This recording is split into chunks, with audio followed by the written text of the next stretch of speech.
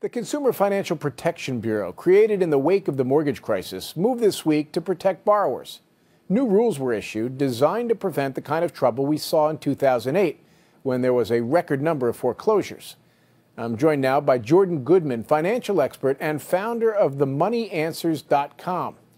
Jordan, essentially a new category of mortgages has been established, something called qualified mortgages? That's right. What is that? So a qualified mortgage is designed to prevent all the troubles we had in the past.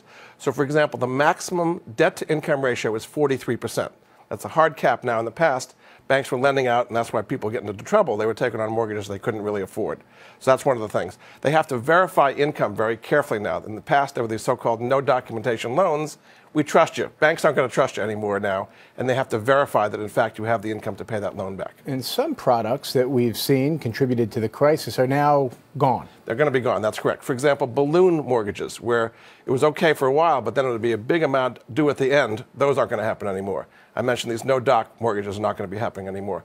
Interest-only mortgages, where the first 5 years or so you pay interest only, and then the principal hits in, that's not going to be around. So a lot of the things that were really the worst violators that caused all of those foreclosures are not going to be happening anymore. All of these new changes are designed to create what? What are they bringing to the system? Well, they're trying to give some stability to the mortgage market. Banks are still very tight, but if they know they've got something, there's a standard now, the so-called qualified mortgage, they're going to supposedly have more confidence to do lending. The banks have loads of money. They've just been very skittish to lend it.